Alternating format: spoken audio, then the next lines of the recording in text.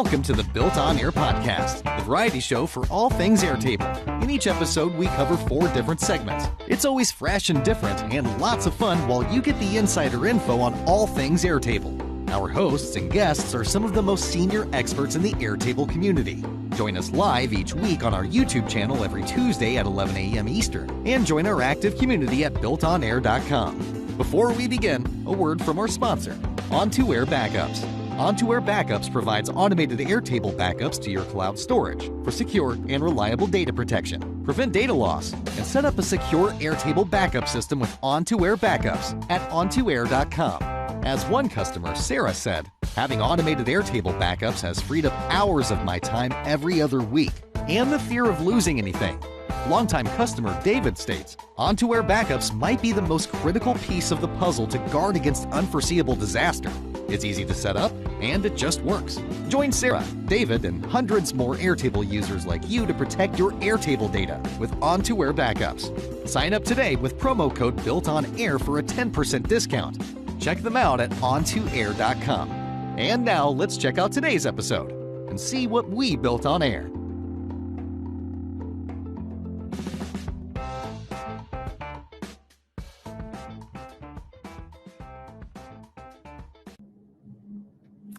Welcome to the Built on Air podcast, episode 3 of season 22. Good to be back with you. We've got myself, Dan, Kamille, and Alli back in the house. Welcome back, Kamille. A week off. Hello. Good to have you and Alli, as always. We might be joined by a special guest, hoping he joins us here shortly. If not, we will adjust on the fly. So, as always, the Built on Air podcast is an hour-long show. We'll walk us through what we're going to be talking about today. So we'll start with our Round the Bases, get you up to date on everything in the Airtable communities, news and updates. Then talk about our sponsor, Untitled Backups. And then if Matthew joins us, we'll be talking about a base that he's built to showcase all the AI tools and how that was built using a bunch of cool tools. If not, we'll jump straight into linked record fields with dynamic filters. Looks like I got a cutoff there. And Kamille's going to walk us through that, some new functionality that just came out that we'll be showcasing. And then shout out to join our community, and then we'll wrap it up with a hack to sending emails at specific times with Alli. With that, around the bases. Sure. Okay. So let's see what we got going on. First, looks like Airtable is at a symposium expo May 12th and 13th in London. If you're going to be in the area, check them out at Gartner's Marketing Symposium for CMOs. So another event you can find them at. And here's one. Let me see. I don't believe this is the right one. Okay, so Make launched AI agents, and I think I've got this here. So if you're a heavy Make user, looks like they are getting into the AI agent space. So you can start testing that out on make.com. Get your agentic automations going. You might need to showcase this, how this works in the future. Yeah, I still haven't played around with anything to do with agents, but I understand the excitement around it. Yeah. Well, now you're spoiled for choice. Yeah. Exactly. Yeah, there's some tools. Zapier, I believe, also has it. There's some other tools out there. N8N, I know, is a early adopter of this. I know Kamille, you're a user of. Yep. Okay. Next one. Okay, this is the new feature. Dynamic filters now apply to computed fields. So this is Kamille, what you're going to be showcasing. Yep. Okay. So basically, just quick high level. We'll go deep into it. Users can now apply dynamic filtering of linked records inside interface forms. If a linked record column has a dynamic filter on a computed field, such as a lookup or formula, then the records will be filtered based on those conditions. Inside interface forms, users will only be able to select linked records that match the condition. This provides a more consistent experience with the rest of interfaces. Very nice. Excited for that. Exciting stuff. So this is one that was announced. We missed it last week. But if you want a sneak peek, so they're advertising, we might have mentioned this, but I didn't see this post, image generation in Airtable. So it looks like they're coming out with the ability to use AI to generate images and then save them back as an attachment back in Airtable. And so it looks like you can fill out this form here to get on the wait list for beta access to that. And then April 24th, in 2 days, they'll be doing a deep look on it on their marketing user group. So you can register there for that. That'll be exciting. Yeah, that's pretty cool. Yeah. We'll see how it works. But yeah, image creation is definitely coming a long way with AI.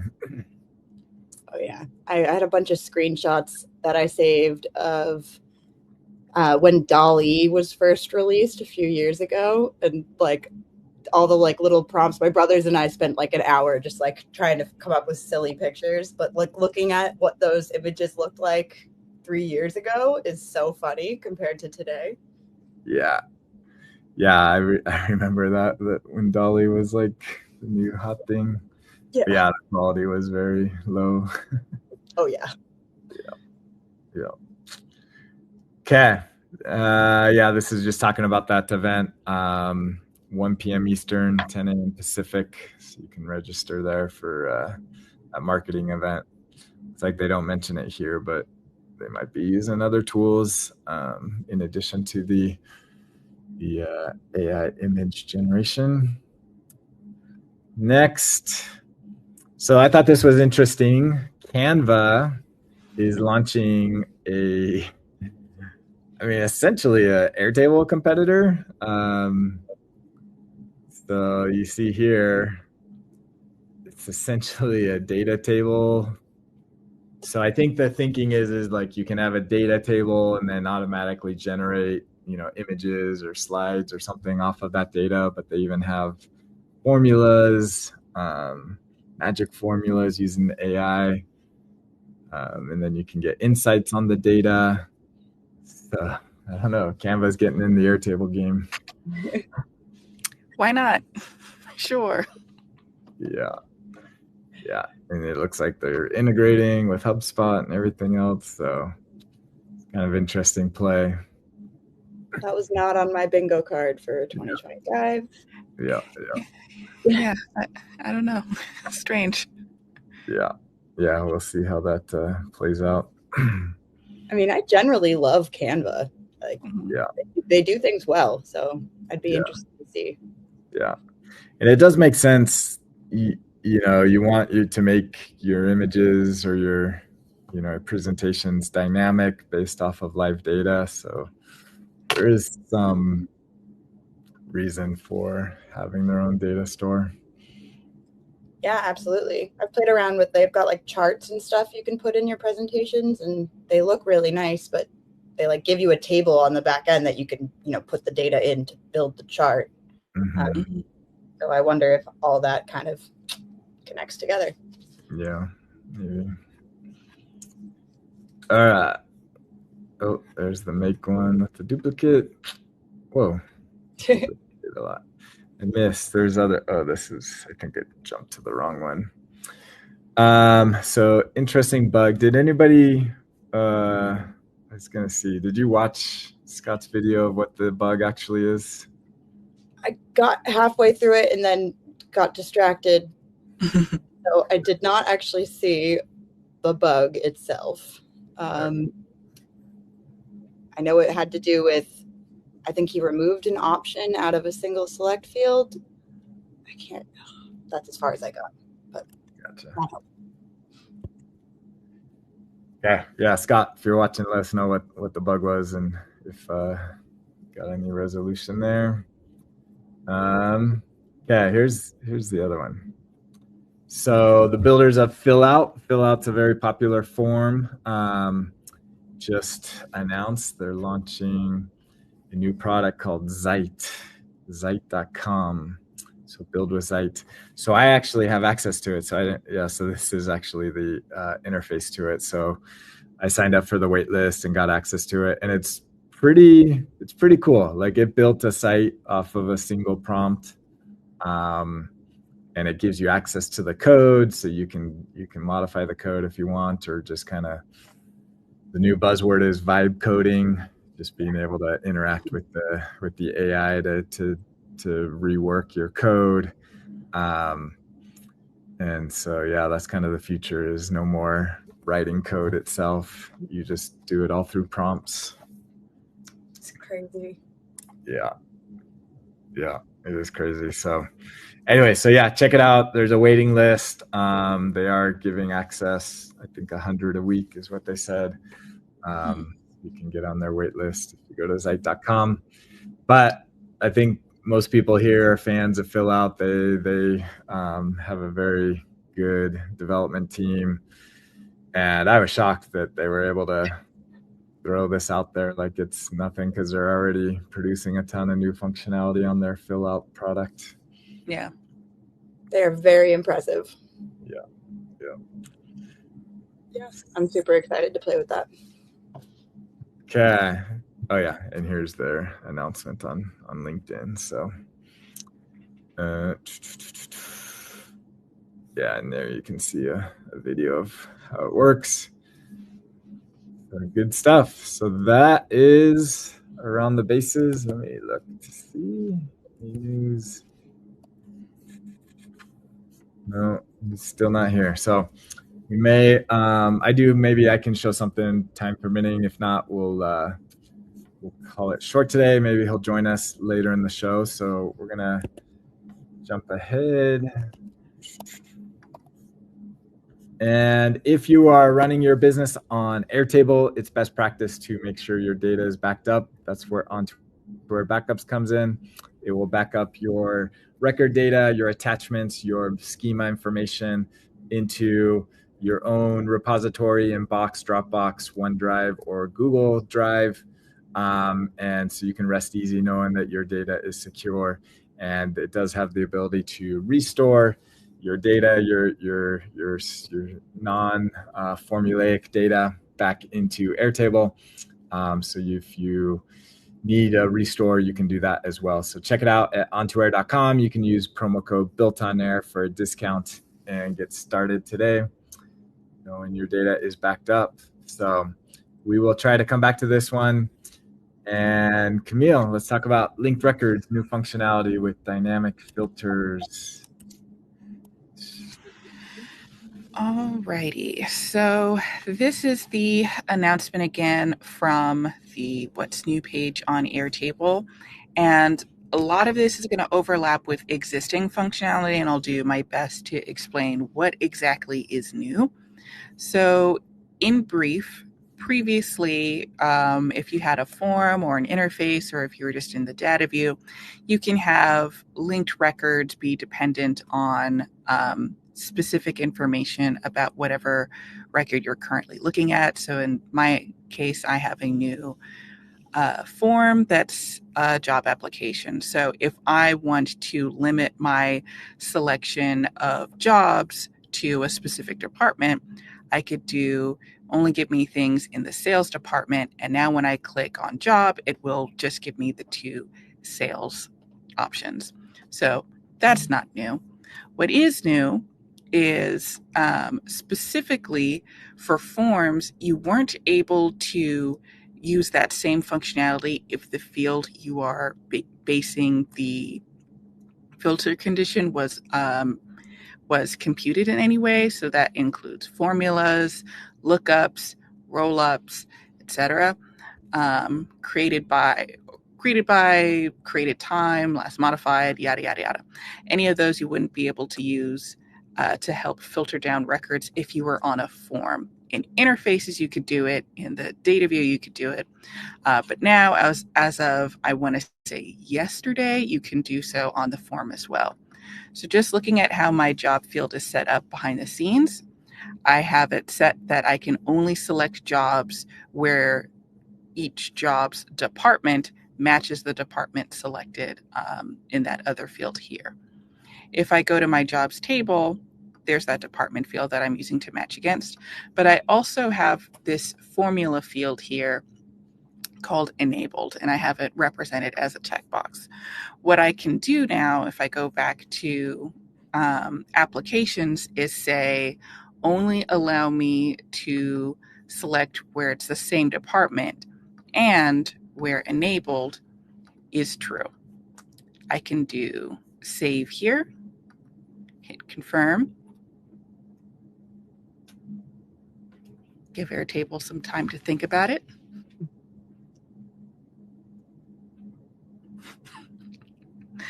Still thinking. Yeah, all right, interesting. This wasn't the hard part. Okay. Oh. Good old Airtable.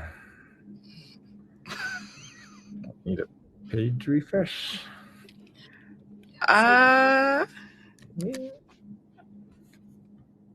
Did it go? Okay, all right, so it did work. If I go back to my form, do a hard refresh, and I believe a clear. If I do sales again, I shouldn't be able to select anything because none of them are enabled, which is the expected behavior for me, at least, because once again, if I look back at jobs, enabled is false for everything. What I can also do is have a created time field, which is also calculated. And I can say, only allow me to select where the created time is, let's just say, I'm just going to do today. This is a bad example. You wouldn't do this. If I do that, hit confirm, and if I add a new job today, example sales, once again, add it to the sales department. Now, if I look at my form and do sales, I have the ability to select just the example sales one because that was the only one that was created today. So this is a very useful feature. It was, again, you could have done this on an interface for a while now, but you wouldn't have been able to allow the computed fields to be used as those filters on the form itself. So this is very useful for me, I think, in a lot of use cases where we do have computed fields, or lookups is the more common one, I think, for us, that would really expand our ability to have proper data collection. So we're not having people select records that they really shouldn't be on the form itself. And then just as demonstration, there's nothing special about how this form is set up. I didn't modify any of these settings here. It's just what I've demonstrated so far was just based on the fields configuration over here. And going back to the form really quickly, you can have it interact with this selection option specifically on the form itself.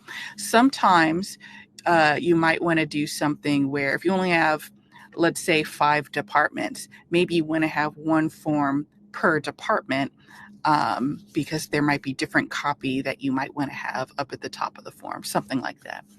Well, if that's the case, if you have multiple forms, one for each department, you could use the filter conditions that you have on that field, but you could also further limit it down to say, well, this should only give me jobs where the department is, I'll say IT. And then with that, I'm going to remove that from the form because it's now redundant. And then there are no IT ones created today, so I'm going to do example IT.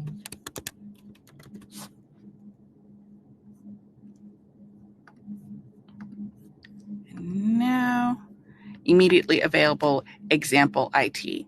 So even though I have 2 records that were created today, which is the condition that's here on the form or in the field conditions, the form itself is specifically limiting me to only use the IT department jobs. Now, why can I see the IT one but not the sales one if I haven't selected a department yet? Because looking again at my configuration, department has any of department. Well, this department field on the form doesn't exist, therefore it's blank. Airtable, when you're doing the sort of has any of array condition, it treats an empty array as like it's not a condition at all. So that's not factored in to this condition anymore. If I had, once again, had the department field on this form and then removed the IT specific condition, then I would be able to drill down based on what a user selects. But otherwise, if you don't have the field department filled in, it's just going to ignore that condition entirely and go with whatever other conditions you might have applied. In my case, I said created today, and then the form itself is saying the department is IT. Hopefully that made sense. Cool. Awesome. Yeah, very new functionality, getting things standardized, which would be nice if they went through every place and standardized all of their items. Yeah, so this is, I guess, a step in that direction, because you could have done this on an interface page beforehand, and forms were kind of left out of the equation. Now that's not so much the case anymore. They've sort of closed that gap for at least this very specific piece of functionality. I do wish they would continue to do that for a lot of other features. And forms is kind of the one example of Airtable having 4 different versions of the same feature and they were all being different. So this thing, everything I've demonstrated thus far works in all 3 interface forms. I have not tested the form view for Airtable because that is basically depreciated. So they've kind of been like, don't even use this anymore, use the new forms anyway. But the interface page form, the standalone form, and the form pop-ups that you can have in an interface all work the same way. Good. That's exciting. Awesome. Thank you, Kamille, for sharing that. Mm-hmm. Let's move on. I gotta remove. Okay, Alli, let's walk through emails at specific times. All right. Oh. There you go. Awesome. Okay, so this is just a very simple yet, I think, useful little hack. So in this example, I've got students in classes and an enrollments table. So these people are taking these classes on each of these records here. And let's say I want to send an email the day before the class starts to remind all the students in that class, hey, the class starts tomorrow, and whatever other information I want to include.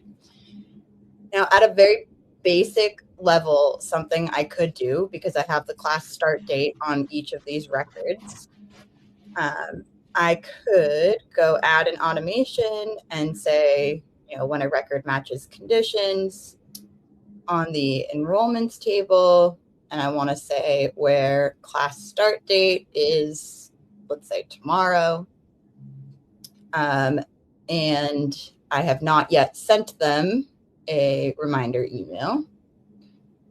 So those would be my conditions.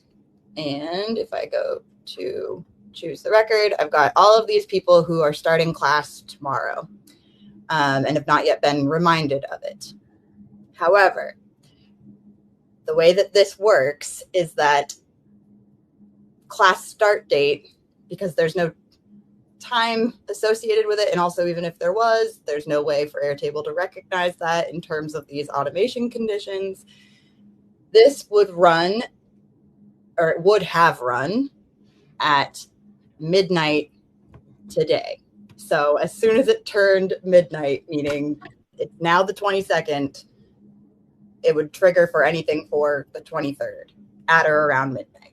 And of course, that depends on your time zone settings and all these things. But essentially, Airtable is going to recognize that date the second it turns into that date, if that makes any sense at all. I'm trying to explain that clearly. And that is not always the best thing. For some use cases, it's fine to send an email around midnight, so somebody's got the email in their inbox the next morning. Other times, it's not really what you want. Like, say this class actually starts in the morning of tomorrow at 8 a.m. I don't want to send them the reminder at midnight because they're probably not going to see it until they're sitting in the class the next day. So how can we solve that? There is a million approaches, but one way that's pretty simple is if I change this to, instead of when a record matches conditions, I'm going to change it to at a scheduled time. And let's say if I want my reminder email to go out at 2 p.m. the day prior to the class.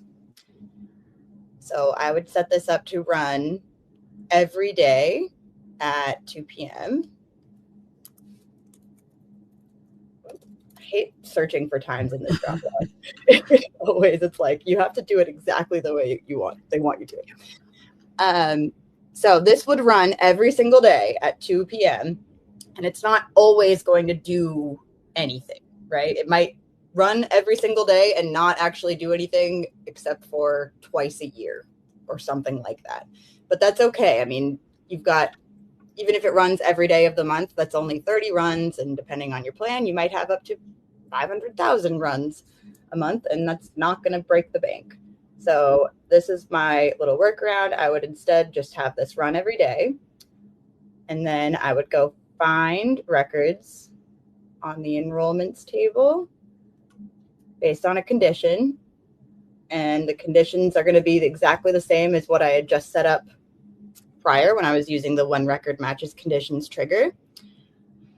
So I'd say class start date is tomorrow, and they have not yet received a reminder email. So now we're finding all of those people, and then we can just go ahead and use the repeating group action and say, all right, for all of those records that I found, go send an email. Let's just do the built-in send email. We could go send it to each one of those students. So like, reminder, class starts tomorrow. Yeah. And of course, just insert whatever we need from our record. Oh, interesting. I've never really noticed this, but in the current item, there's no option to insert the whole record as a list or a grid. Wait a minute. Yeah. That sucks. Yeah. I've literally never noticed that. Yeah, that's interesting. Right? If you, yeah.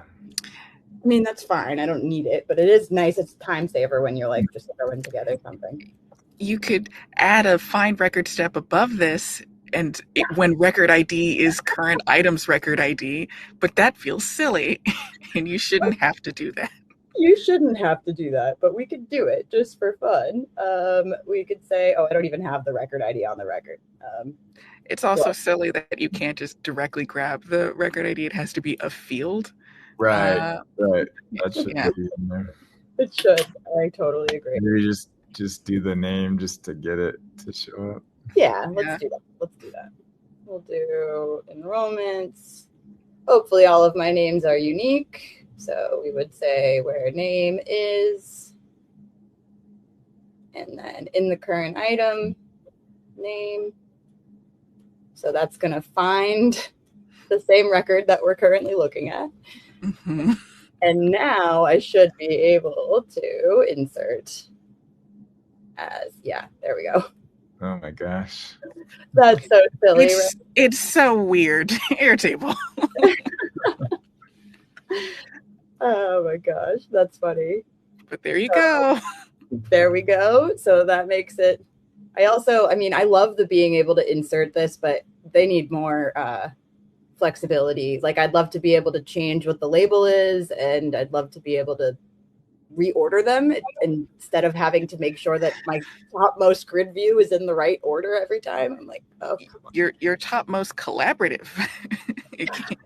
But also, yeah, I agree. I want the insert as list and insert as grid to be more flexible. Reordering has become like a pain in the butt for a lot of our bigger bases because they don't have just one email digest thing. They have like 5. And some fields are just not relevant or not as relevant for this digest versus this one. And having to have one view that is the basis of all field ordering across the base is unfortunate, to say the least. So, yeah, it's not fun. Nope. Not at all. That's why I end up writing a bunch of crazy HTML formulas and using that instead. But even that has its limitations. But yeah, this is just a pretty simple way to say, all right, I always, like, all reminder emails always go out at 2 p.m. And that way you're guaranteeing that it's going to be in someone's inbox, not at midnight, and they will most likely see it before the class actually starts.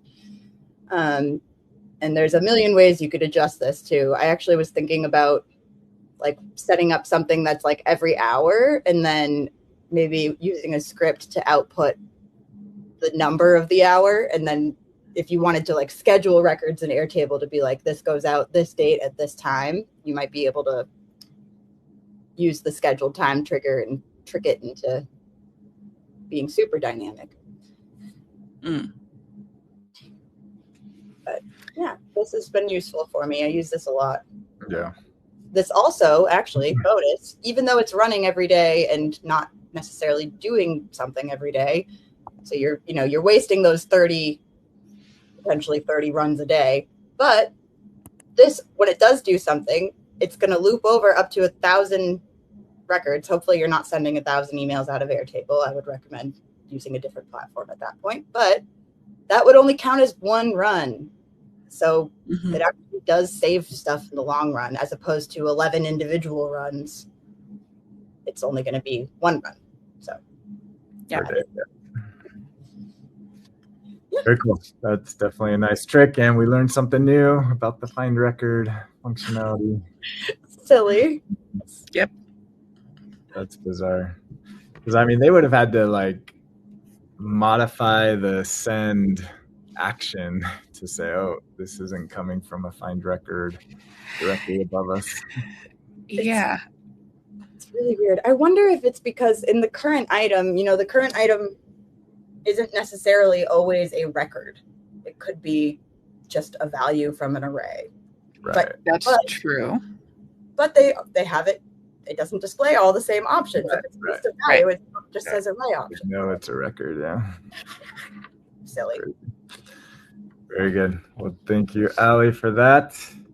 Let's move on. So first of all, if you are not in our BuiltOnAir community, join us. BuiltOnAir.com/join gets you access to thousands of Airtable users and fans and people talking about it every day, as well as our newsletter that keeps you up to date, and subscribe to our YouTube channel and other social media platforms. we'd love to have you. And if you have something that is awesome and you want to share it, join us on the podcast. We'd love to have you on and talk about it. So with that, with time permitting, I'm going to go through something that I was going to show last week, but we ran out of time, so I'll show it today. So there was a user question in the BuiltOnAir community. I couldn't find it today, but it was asking about the functionality within automations about the base structure and what the base structure is. And Alli, I know you responded, if you remember this question, about the benefits of that. So I thought I'd highlight that. This is something is becoming one of my kind of like favorite things. So basically what it is it gives you access to all of the table and field IDs and allows you to utilize them throughout any of the action steps within an automation. So the question is like, when do you use these? What are they used for? And things like that.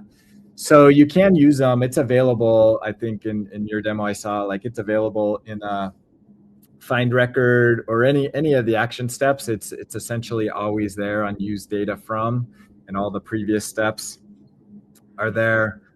So it's always available for any of the action steps. Where, and Alli, you mentioned this, where I use it a lot is within scripts. So it's very common within scripts that you need to, query a table and access fields and things like that. So that's where it comes in handy. So there's many approaches that we had to take prior to this becoming available. There was kind of like two thoughts. One is you would just have your input variables here, and you would just copy and paste them. So you'd have to go to the, to get like the app ID, you'd go there, or every table, you could get it from the URL. Fields, you could copy the field URL, paste it, and then get it from there. So there's ways to get the information from the system itself, and then you could just paste it in there. The problem with that is a couple things, like if you copied the base, then you'd have to update all of your input fields. And if you change things within the structure, it might mess things up. And so by making it dynamic like this, it will change. The other approach that we maybe took was just using the name, like the table name or the field name. One of the benefits of that is if you did copy the base, then the field names and table names would stay the same. But the bad part is if you ever rename the fields or whatever, your automations would break, and you'd have to go into the automations and always keep them in sync with your naming conventions. And so it was kind of a pain to do that. So this is definitely the best approach, where it'll dynamically change. So basically all you do, if you're running a script and you need to query a table or fields, then you just come in here, click on the base structure.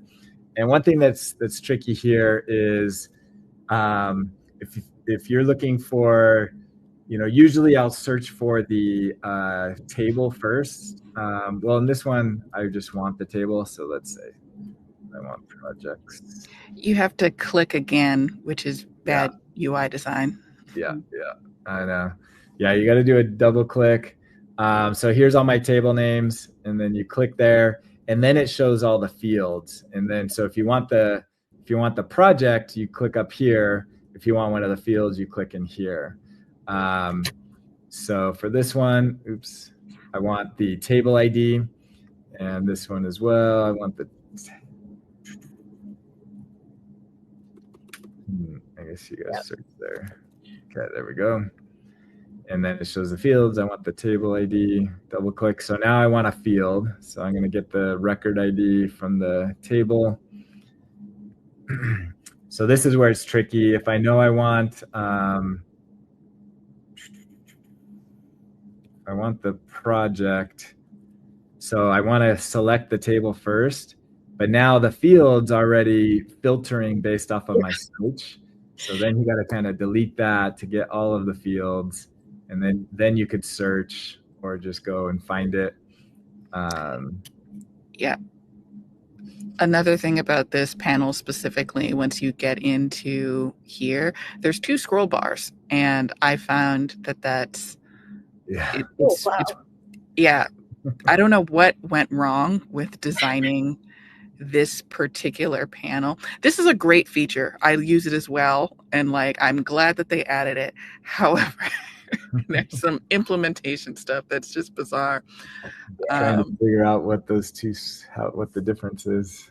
Right. It's bad CSS. The box inside of it, the overflow is wrong. Mm-hmm. They set overflow to scroll instead. Like it's just there's a box inside of a box, and the inside box is too long for its container. Yeah. So anyway, so that's how you do it, and then inside your code you can get access to them.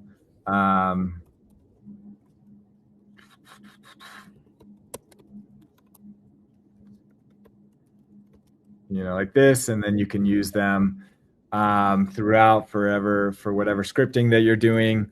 So definitely better than hard coding it directly within your code and making it dynamic. The other feature, and Alli, you mentioned this in the response, is these now, once you link these, it's now smart enough to know that it's tied to those. So if you were to go to manage fields and look at, let's go to projects and record ID. And so now it shows me that it's actually tied to that script. So if you're looking at, wanting to know like, oh, can I delete this field? No, it's actually tied to an automation. Whereas if you just pasted the value of that, field ID, it wouldn't give you this insight. So that's another benefit to that. That's the biggest thing for me. I find that just chef's kiss. It's really nice. One of the like hacks that I had to do beforehand for that was like to make a last modified time field or something like that and have it specifically target the fields that I know I'm going to use in a script, and I'd name it as field used in this script or whatever, blah, blah, blah, blah, and have that be in some way associated with the automation. But you couldn't select any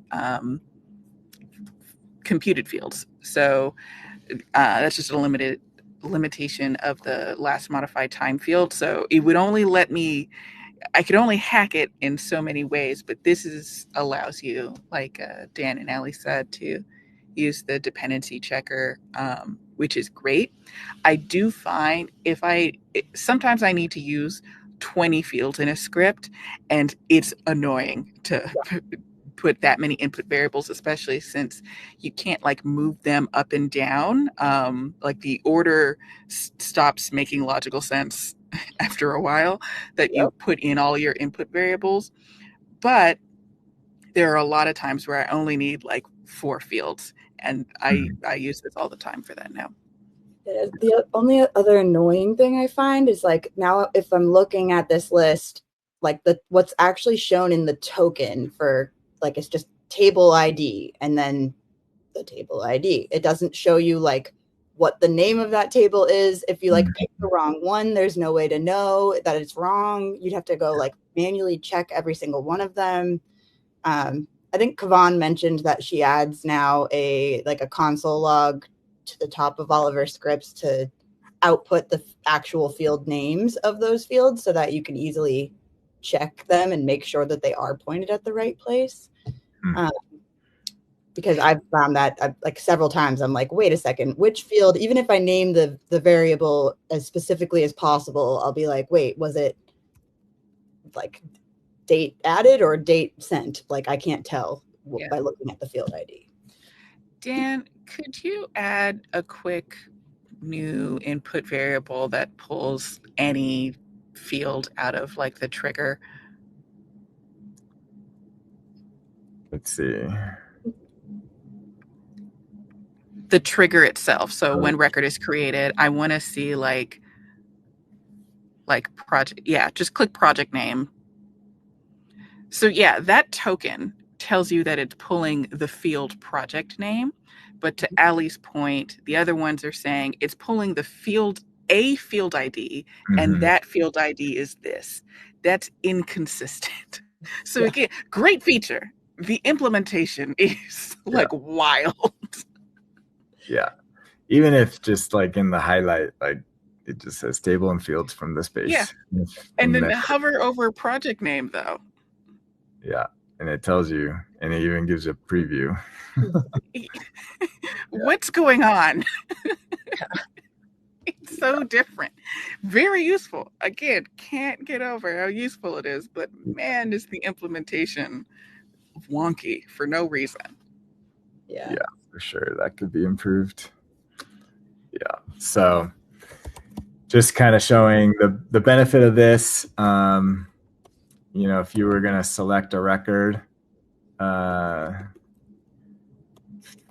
query the records, and then if you do your fields, you can easily just use the field.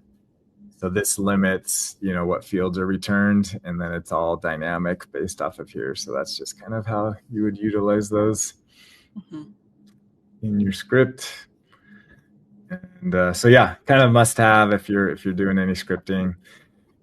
This probably is, I'm trying to think where I've used these outside of a scripting action.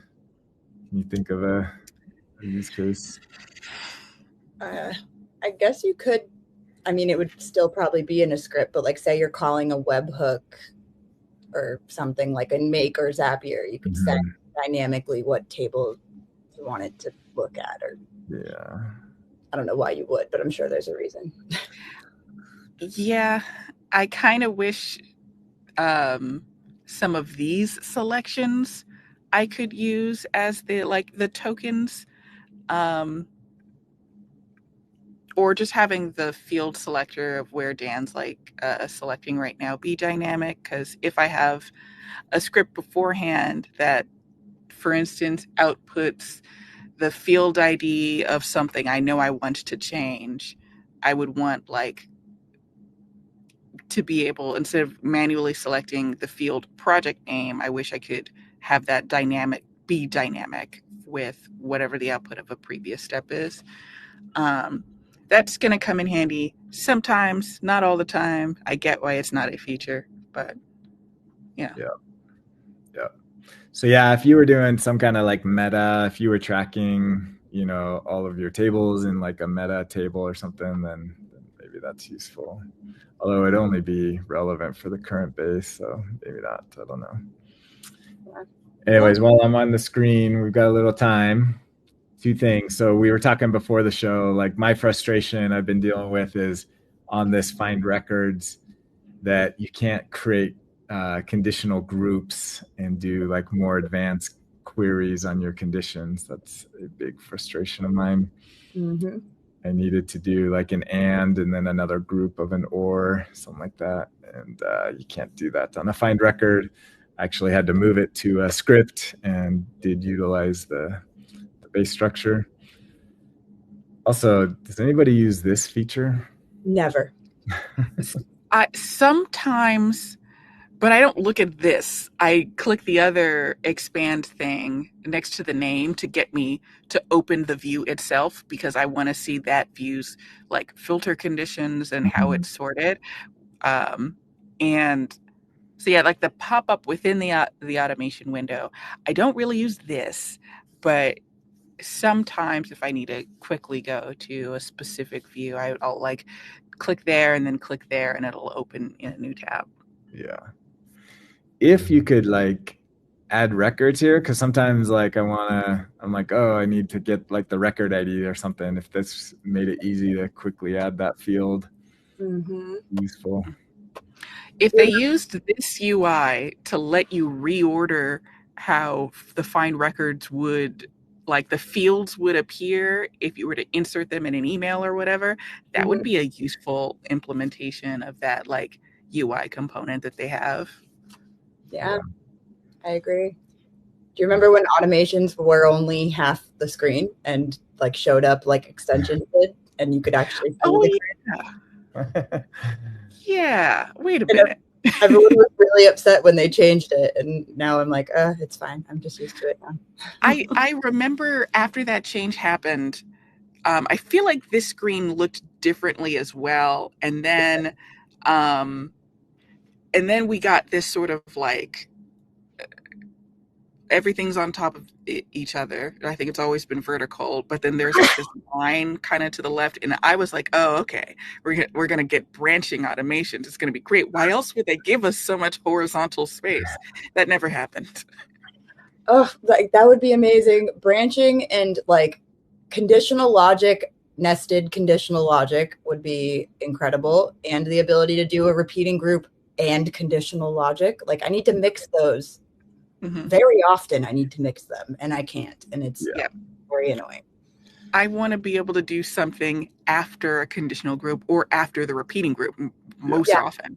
I want it to run all the conditions of the repeating thing and then mark the record as done. Like that is a common use case I run into all the time. And it always has to be, I always have to mark it done before it's done, or have a separate automation that waits for 2 count fields to equal each other or something like that in order to get that accomplished. So there's some things that we could do to improve the automation feature within Airtable. And by we, I mean Airtable. Yeah. Yes. I For agree. me, it would be, I ran into this the other day. I wanted it to go down both channels, but it'll only go down the first. The conditions are met, but I wanted it to execute this one and this one if both conditions were met. When you have a Airtable, like the find record step, and you have a filter on a view, you have the option of doing and or. I wish conditionals were like that, where you set up your first one and then you make one decision. Is it and or? Right now it's always or. So it goes down the line. The first one it matches, it'll do, and then it stops. I wish you could say do all of them that apply. And then again, something else at the end. That'd be nice. It would. Very true. Because it runs in sequence anyway. Right.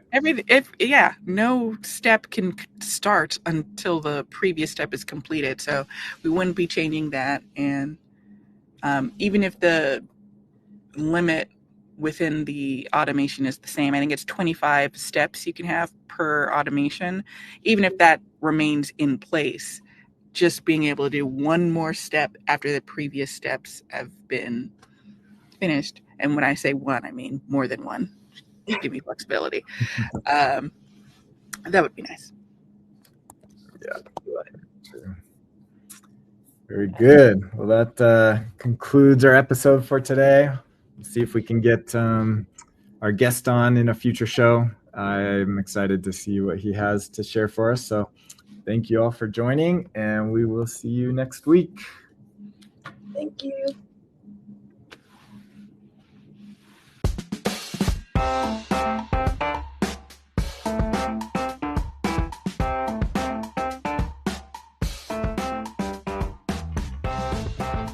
Thank you for joining today's episode.